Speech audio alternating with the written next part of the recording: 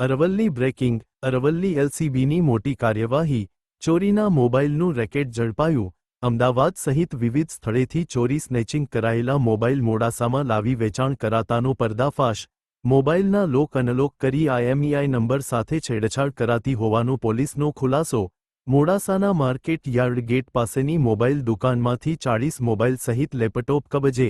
આરોપીઓની અંગઝડતીમાંથી વધુ 6 મોબાઈલ મળી આવ્યા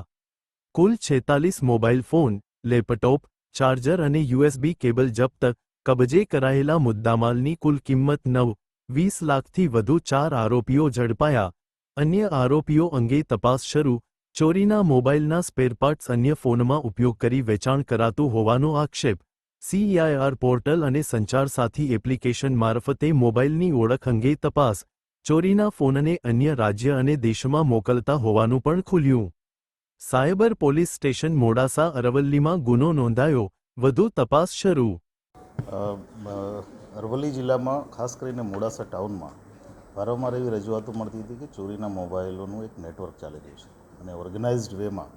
ગુજરાતમાંથી અન્ય જગ્યાએ ચોરીના મોબાઈલ અહીંયા કલેક્ટ કરવામાં આવે છે એને મોડિફિકેશન કરવામાં આવે છે અને ત્યાર પછી એને બીજી જગ્યાએ વેચવામાં આવે છે આ પ્રકારની બાતમીના આધારે એલસીબી અને એસઓજીએ વર્કઆઉટ કરેલું આ આખા કેસમાં અને એમાં એલસીબીને સારી એવી સફળતા ગઈકાલે મળી છે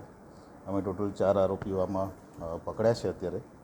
મુખ્ય આરોપી જે છે એ અમદાવાદનો છે તિલ્લી કરીને મોહમ્મદ હુસૈન ઉર્ફે તિલ્લી કે જે અમદાવાદના અલગ અલગ એરિયામાંથી અલગ અલગ જગ્યાએથી મોબાઈલની ચીલ ઝડપ અથવા ચોરી એ કરી અને અહીંયા જે બીજો આરોપી છે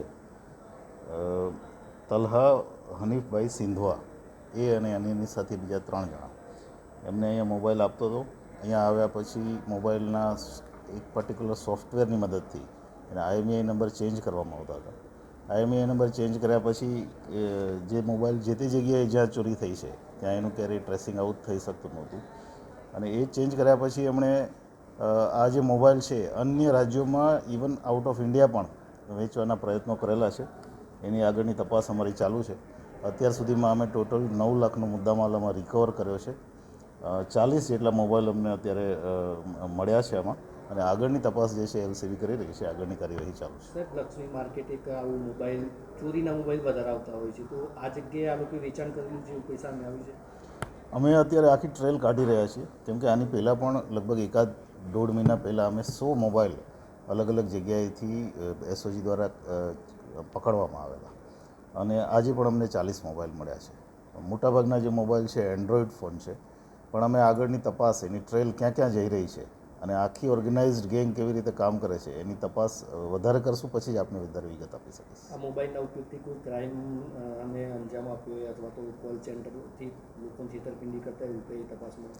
પ્રાથમિક તપાસમાં હજી સુધી એવી વિગતો નથી મળી કે આમણે ડાયરેક્ટ કોઈ આ મોબાઈલનો સીધો પોતાની ઓલા માટે ઉપયોગ કર્યો હોય